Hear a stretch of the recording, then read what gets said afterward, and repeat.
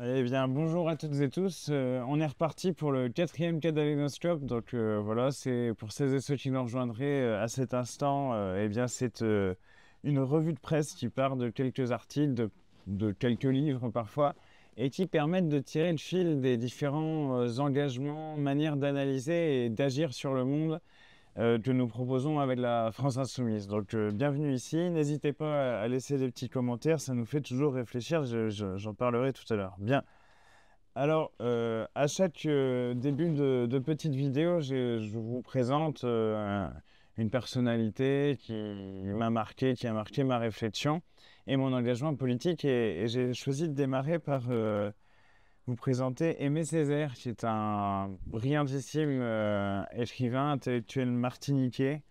Et Aimé Césaire a écrit un texte qui date de 1956, qui est un texte qui présente sa démission du Parti communiste français. Et il me semble que dans tous les débats, j'en parlais lors de ma dernière vidéo, de cette nécessité de hiérarchiser les luttes entre elles, tous ces débats qui traversent au niveau international, partout, le temps de l'émancipation, eh bien, je pense que ce texte fonctionne comme une boussole. Alors, je commence par vous le présenter.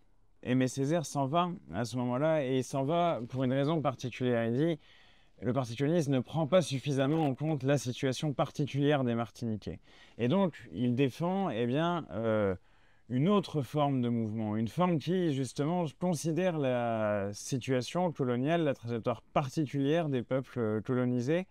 Et il dit, ah mais je les vois bien arriver, ils vont me dire, vous êtes un particulariste, vous vous enfermez dans votre réalité particulière, alors que nous sommes des universalistes. C'est toujours d'ailleurs ce que l'on oppose, j'en parlais lors de la dernière vidéo, c'est toujours ce que l'on oppose aux personnes qui souhaitent défendre leurs droits en tant que tels. Bien, il écrit, je préviens une objection, provincialisme non pas. Je ne m'enterre pas dans un particularisme étroit, mais je ne veux pas non plus me perdre dans un universalisme décharné. Il y a deux manières de se perdre, écrit-il. Par ségrégation murée dans le particulier, donc s'il en est uniquement replié sur soi, son identité, etc., ou par dilution dans l'universel. Et il continue, et là je crois que c'est vraiment très important pour avoir l'idée de ce que peut être un universalisme républicain renouvelé, approfondi par l'ensemble des problèmes liés à l'antiracisme, à la trajectoire coloniale, à la question féministe, à la question homosexuelle dont on parlait la dernière fois. Il écrit « Ma conception de l'universel est celle d'un universel riche de tout le particulier, riche de tous les particuliers, approfondissement et coexistence de tous les particuliers. Alors il nous faudra avoir la patience de reprendre l'ouvrage, la force de refaire ce qui a été défait, la force d'inventer au lieu de suivre, la force d'inventer notre route et de la débarrasser des formes toutes faites, des formes pétrifiées qui l'obstruent. » C'est donc tout un programme déjà qu'établissait Aimé Césaire dans les années 50, l'idée qu'il fallait renouveler profondément le chemin de l'émancipation et celui qui reste lié au droit universel. Donc, je voulais commencer par cela car cela c'est écho à quelque chose qu'on a fait en circonscription à Brest vendredi dernier. C'est Daniel Obono qui est venu nous donner une formation précisément sur l'articulation entre l'antiracisme, le féminisme et la lutte des classes. On aurait pu dire d'ailleurs aussi, et ajouter à cette dimension l'inclusion des personnes en situation de handicap. C'est ce que m'a fait penser une rencontre lundi en circonscription avec l'association France Handicap, car là aussi, eh bien, si on veut construire un universel riche de tous les particuliers, il faut considérer le rapport au monde, les obstacles particuliers qui sont ceux des personnes qui sont en situation de handicap. Donc, lorsque Daniel Obono est venu, eh bien, ça a donné lieu à un débat particulièrement riche. Et je crois que c'est aussi ça qui se passe dans l'engagement militant bien souvent, c'est des rencontres. Et Daniel Obono, qui est une députée remarquable, est une intellectuelle précise sur ces enjeux-là, eh bien, a permis à la discussion de s'étendre et d'une certaine façon au questionnement collectif d'arriver sur ces enjeux-là.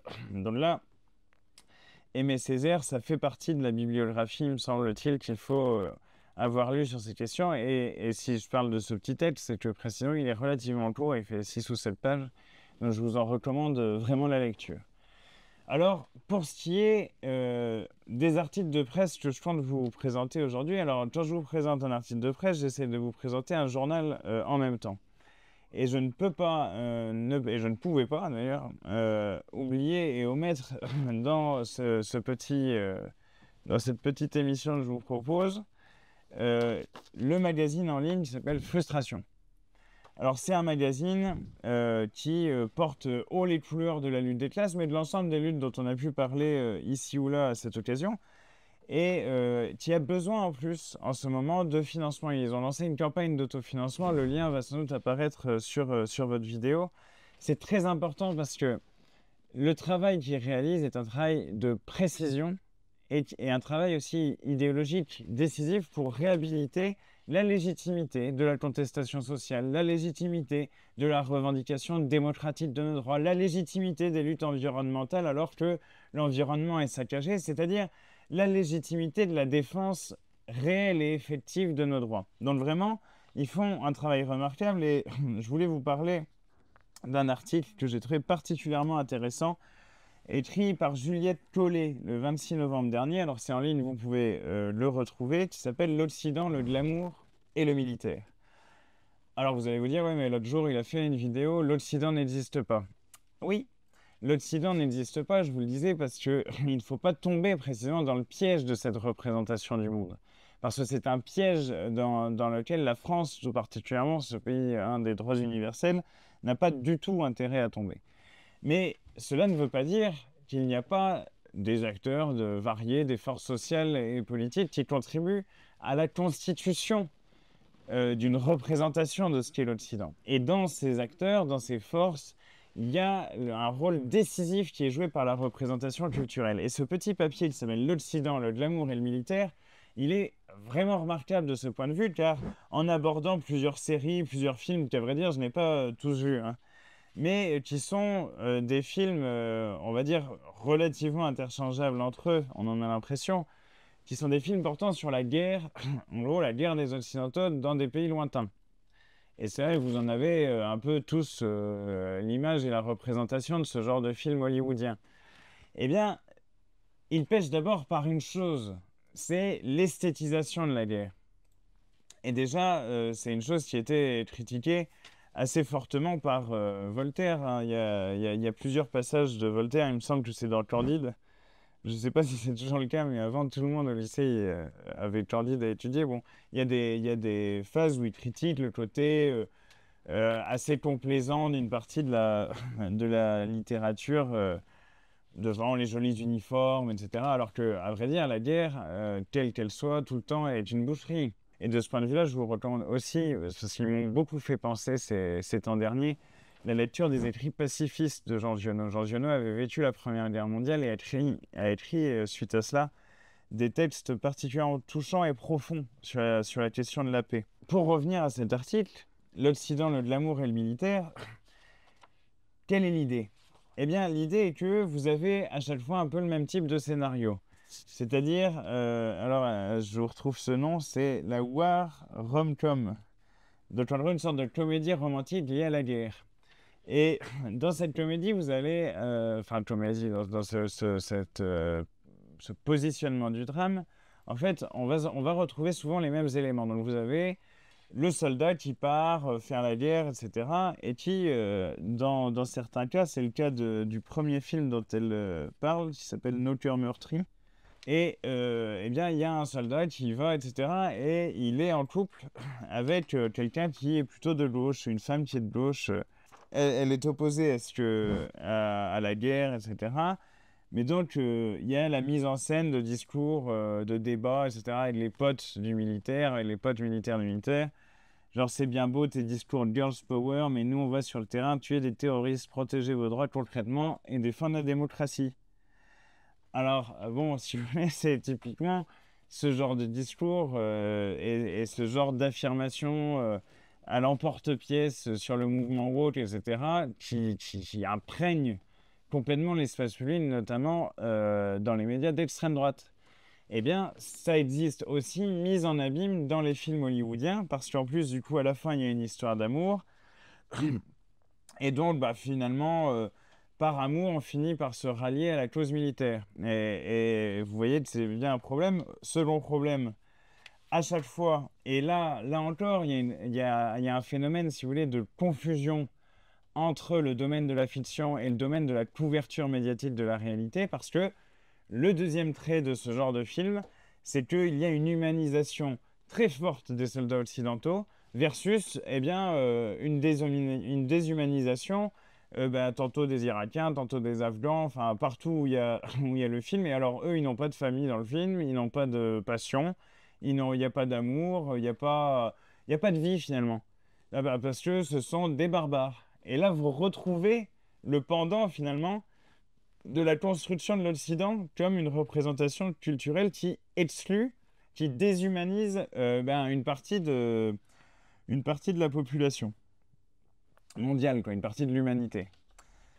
Et je pense que ce que je vous dis là, ça vous renvoie à un certain nombre d'éléments qui existent. Voilà, elle écrit cela, Juliette Collet, elle écrit les Occidentaux, tout nous ramène à leur humanité dans ce type de film. Ce sont les personnages principaux, on suit leurs aventures sentimentales, on suit leurs tentatives de reconnexion avec leur papa qui ne leur a jamais dit I'm proud of you, son. Hein, vous voyez, ça c'est typiquement, on imagine bien, enfin, c'est typiquement un film hollywoodien. On voit leurs femmes, leurs amis, leurs enfants, leurs jolis corps, on les voit tristes, fatigués.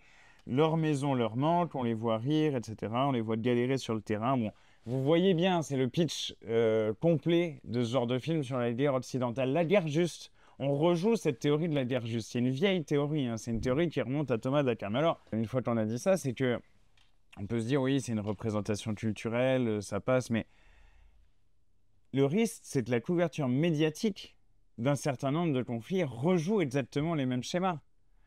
Je veux dire, dans le cas du conflit israélo-palestinien et du génocide actuel à Gaza, il y a eu une personnalisation beaucoup plus forte du côté des Israéliens, des victimes israéliennes que nous déplorons également, des victimes civiles que nous déplorons, mais il y a eu une personnalisation très forte dans les médias. Ils avaient une famille, ils avaient une histoire, etc. Il y a eu beaucoup moins de mise en récit, d'histoires concrètes racontées sur les morts civiles à Gaza ou sur les morts civiles au Liban. Et donc, vous voyez que se rejoue dans la couverture médiatique le schéma culturel imposé par l'industrie hollywoodienne. Et qu'il y a donc un enjeu de pouvoir fondamental en réalité dans les représentations culturelles du monde. Que lorsque on peint le monde de cette façon-là, eh bien, cela va ensuite orienter les représentations collectives vers plus ou moins d'empathie, plus ou moins de compassion, plus ou moins de tolérance, y compris vis-à-vis de certains des crimes de guerre. D'ailleurs, vu que c'est Noël qui approche, je vous recommande juste par parenthèse un excellent livre d'un écrivain indien qui s'appelle Amitav Ghosh, qui s'appelle La malédiction de la muscade. Et il fait repartir l'histoire de la mondialisation à partir du génocide qui a eu lieu dans les îles Banda en 1621. Il ne voulait pas, en gros, garder... comment dire, il ne voulait pas que les Hollandais soient exclusifs, les partenaires commerciaux exclusifs de leur île. Vous voyez pas très bien pourquoi ils allaient faire ça. Donc les Hollandais, ils ont tué tout le monde. En plus, la muscade à l'époque était extrêmement précieuse en Europe. Si vous voulez, avec une noix de muscade, vous pouviez acheter une baraque parce qu'on imaginait que ça allait être un remède contre la peste. Bon. Une fois qu'on a dit ça sur les représentations culturelles, sur la puissance des représentations du monde, on voit bien, et il est important de comprendre que la question sociale des représentations s'articule à la question politique et que ce qui se joue aujourd'hui en France est aussi une bataille sur l'interprétation de ce qui a lieu en ce moment. Et là, l'interprétation de ce qui a lieu en ce moment, je vous renvoie au colloque qu'on a fait sur l'autoritarisme avec Barbara Sidler, Eugénie Merriot, Raphaël Kempf, Pierre Crétois et conclu par Mathilde Panot. Ce qui se passe en ce moment, c'est un tournant autoritaire dans toutes les démocraties dites libérales. Toutes. Et pourquoi ? Eh bien, il y a tout de même un article d'Alternative économique, hein, qui est un journal que vous connaissez peut-être, que je vous recommande également. On y apprend souvent des choses, il y a des jolis graphiques. Il n'y a pas besoin d'être d'accord avec tout hein, pour aimer un journal. Mais voilà, là, c'est Manuel de défense des services publics. Donc, ça, vous imaginez que ça nous parle. En plus, dans l'article que je vous recommande, il y a une note de l'Institut de la Boétie qui est citée. Ça, pareil, je vous recommande l'Institut de la Boétie, c'est un super travail. Donc voilà. Il y a cet article qui s'appelle Réinvestir dans les services publics, c'est possible. Alors quel est le lien avec la question de l'interprétation et du tournant autoritaire ? Eh bien, Aujourd'hui, le tournant autoritaire, il a lieu parce que les libéraux au pouvoir, les néolibéraux, les défenseurs des capitalistes, qu'ils soient d'ailleurs d'extrême droite ou de droite, veulent faire passer un message, c'est que le partage des richesses est impossible, que l'investissement dans les services publics est impossible. Et donc, en réalité, si on passe son temps à dire ça, c'est que on va tuer. Lorsqu'il dit ça, il tue la possibilité de l'alternative politique, de l'alternative démocratique. Parce que si vous dites tout le temps, ah oui, non, non, pas de partage des richesses, ça, on ne peut même pas en discuter. Aucune raison de pouvoir investir davantage dans les services publics. Eh bien, vous supprimez une partie fondamentale de la démocratie. La démocratie, si vous voulez, elle s'est massifiée dans le temps, c'est-à-dire le suffrage s'est étendu, suffrage universel masculin, d'ailleurs bien mal nommé universel, mais enfin, ensuite suffrage universel réel. Et cela a accompagné aussi l'accession du mouvement ouvrier à des nouveaux droits. Il y a eu une phase comme ça de la démocratie, avec un enjeu fondamental sur le partage de la richesse produite. Donc, ce n'est pas une question mineure dans le développement des démocraties, c'est une question centrale. Et les macronistes pensent pouvoir l'enjamber, dire non, non, c'est fini, on ne parle plus de ça. Eh bien, l'article qui est donc ici a été écrit par Céline Mouzon, à terme, la clarté de son titre et la clarté de son propos pour lui, réinvestir dans les services publics, c'est possible. Alors, je vous laisserai le découvrir. Il y a plein de chiffres qui sont intéressants. Ça rappelle le fait qu'en réalité, si on veut refinancer les services publics, eh bien, il faut trouver des recettes. Et donc, là, je rappelle qu'on en a trouvé quand même pour 70 milliards lors des débats budgétaires de l'automne dernier. Pourquoi ils ne nous laissent pas gouverner sur cette base? Eh bien, parce qu'ils défendent le parti de l'argent. Ils défendent Bernard Arnault, ils défendent Vincent Bolloré, et que mieux vaut en fait que, que s'écroulent nos institutions pour eux, plutôt que de risquer le partage des richesses. C'est vraiment le sens crucial et central de ce qui se passe en ce moment dans le pays. C'est une économiste qui dit ça, qui dit « Quand on supprime un service public, on ne supprime pas le besoin auquel il est censé répondre. » Et ça, c'est quelque chose, c'est Elvire Guillot qui dit ça. Ça, c'est quelque chose d'essentiel à comprendre. Si vous détruisez un service public, admettons, si vous continuez à affaiblir le service public de l'éducation, les gens, ils devront toujours trouver de l'instruction pour leurs enfants. Donc, il y aura une mise en place de services privés payants sur le marché qui remplaceront les services publics. Les services publics, ils font reculer le marché. Tout ce qui est service public, ce n'est pas marchandable. On le finance collectivement par l'impôt, et puis ensuite, ça répond aux besoins de tout le monde. Chacun contribue selon ses moyens, et ensuite, chacun reçoit selon ses besoins. C'est absolument essentiel. Donc, lorsque vous baissez les dépenses dans les services publics, lorsque vous détruisez des services publics, à la fin, vous vous retrouvez à devoir payer pour tout le temps. Et en plus, vu que tout le monde n'a pas les moyens, à avoir des services bien plus dégradés, voire à ne pas pouvoir en prendre carrément. Et ça, c'est vraiment un point qui est essentiel à comprendre, parce que la question derrière la défense des services publics, c'est la question du modèle de société que l'on souhaite. Lorsqu'on parle de république sociale, on parle précisément de la défense de notre système de solidarité, c'est-à-dire la sécurité sociale avec sa branche vieillesse, sa branche retraite, sa branche chômage, qui sont toutes trois financées par les cotisations sociales. Et il y a la solidarité par l'impôt. L'impôt qui doit être progressif, c'est-à-dire que plus on gagne, plus on doit payer en proportion de son revenu. Et plus on a de patrimoine, plus on doit payer également. Pour l'instant, l'impôt, et c'est Thomas Piketty qui l'a dit ça, il est devenu en réalité dégressif. C'est-à-dire qu'il y a toutes les niches fiscales, toutes les opportunités de contourner l'impôt qu'ils ont créé. En réalité, souvent aujourd'hui, plus vous gagnez, enfin si vous gagnez vraiment énormément, en fait, vous payez moins en proportion de votre revenu que quelqu'un qui gagne un salaire moyen, quoi. 1600, 1700 euros ou 2000 euros, vous payez plus, par exemple, en proportion de votre revenu. Bon. Donc ça, c'est la logique générale de la solidarité de la République sociale.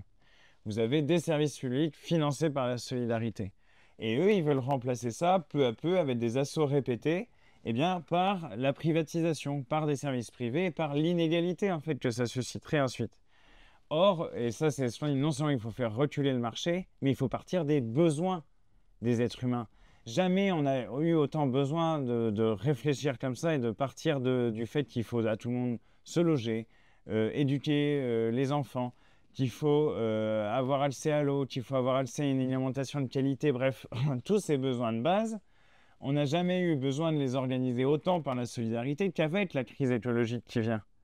Parce que la crise écologique qui vient, elle va créer des situations, et qui est déjà là d'ailleurs, elle va créer des situations de pénurie d'eau, elle va créer des problèmes sur la production, et donc il va falloir être en capacité de s'organiser collectivement.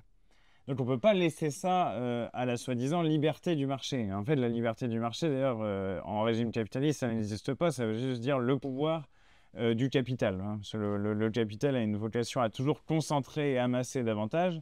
Donc le pouvoir sur le marché, le pouvoir réel, il est exercé par les capitalistes. D'ailleurs, ça, ils nous le sortent en permanence. Ah, vous voulez tout le programme, rien que le programme. Comme si c'était une honte d'ailleurs de vouloir appliquer le programme pour lequel on a été élu, ce qui est quand même assez curieux comme conception de la démocratie. Mais eux, ce qu'ils font, les macronistes, en refusant la moindre concession, par exemple abroger la réforme des retraites dont personne n'a voulu dans le pays, ben, ce qu'ils font, eux, c'est le capital, rien que le capital, tout pour le capital. Voilà le résumé simple, clair, massif de la politique macroniste qui est menée. Et la politique alternative que nous souhaitons mener, d'une certaine façon, les pistes en sont posées assez clairement dans cet article d'alternative économique. Et enfin, Noël arrive et donc je vous propose un petit livre. On ne sait jamais hein, si vous voulez offrir ça. Apparemment, c'était une conférence qui s'adressait plutôt aux plus jeunes, mais en vrai, ça s'adresse à tout le monde. C'est une conférence de Patrick Boucheron, qui est un historien remarquable, qui s'appelle Comment se révolter. Et il revient sur le Moyen-Âge. Et sur l'image d'ailleurs un peu statique qu'on a du Moyen-Âge, on se dit ah c'était comme ça n'a jamais bougé, c'est resté, les gens étaient conformes aux ordres, etc. Alors qu'en réalité, les révoltes paysannes massives à de nombreux moments ben, ont émaillé l'histoire du Moyen-Âge. Hein. Enfin, il y a un livre d'ailleurs, je crois que c'est La guerre des pauvres d'Éric Vuillard qui est passionnant là-dessus. Mais pareil, mais voilà, ici on connaît les jacqueries par exemple. Les jacqueries, c'est les grandes révoltes paysannes. Et on apprend dans cette petite conférence de Boucheron, on apprend que Robin des Bois, c'est un personnage dont on trouve la trace dans les sources historiques, mais un personnage en fait qui renvoie sans doute à une identité collective. Et que Robin Hood, si vous voulez, dans Robin des Bois, c'est un peu l'équivalent de Jacques en France. C'est le nom collectif des révoltes paysannes. Et ce que dit Boucheron, c'est qu'en réalité, la contestation de l'ordre social n'a jamais cessé d'exister. Et elle était bien évidemment présente aussi pendant le Moyen-Âge. Et ça, c'est important de l'avoir en tête, parce que c'est vrai que c'est pas trop l'image qu'on s'en fait, ni qu'on en fait dans les manuels. Et il le dit, hein, il le dit de façon très convaincante. Il dit, voilà, là, vous êtes en droit de vous poser désormais une question qui est la seule question qui vaille en histoire. L'histoire est la science du changement social, c'est-à-dire de la manière dont les femmes et les hommes en société parviennent à faire du neuf et de l'ancien. C'est un peu la question qu'on se pose aussi politiquement. Et justement, la question, c'est comment on en sort? Comment on parvient à se libérer d'un système de domination, d'obéissance, d'oppression, qui sur le papier semble tout de même implacable et cruel. Ce papier, et ça c'est important, on revient à la question des représentations là, dont on parle depuis le début. Enfin, on y revient pas, on la continue. Ce papier, encore une fois, est celui de vos manuels scolaires. Puis-je me permettre un aveu, dit Boucheron, je les trouve parfois un peu tristes, vos manuels scolaires, tristes et désespérants, même s'ils sont le plus souvent sérieusement et honnêtement écrits. Elle présente toujours le Moyen-Âge comme la vassalité. Enfin, moi, j'ai fait ça. Hein. J'ai vu ça en primaire, au collège, etc. C'est, voilà, le cerf, il est en dessous d'un tel, qui est en dessous d'un tel, et puis personne ne le. Alors lui, il dit, si, il convient de se révolter contre cette idée, car elle fait croire à la fatalité de l'obéissance et de la crédulité. Si l'une et l'autre étaient si puissantes au temps des châteaux forts, pourquoi ne vivons-nous plus au Moyen-Âge? Eh oui, l'histoire bouge. L'histoire bouge et c'est probablement dans l'action collective qu'on trouve les forces pour la bouger. C'est le sens de l'engagement politique, c'est le sens de l'engagement associatif, c'est le sens de l'engagement syndical. Et je crois que ce livre nous y conduit. Et je vais vous laisser avec cette dernière réflexion qui conclut le livre. Donc, l'histoire est un art de l'émancipation. Elle montre qu'à tout moment, de quelque façon qu'on puisse l'inventer, et pour tout le monde, une autre histoire est toujours possible. Et voilà. Comme un autre monde. À bientôt!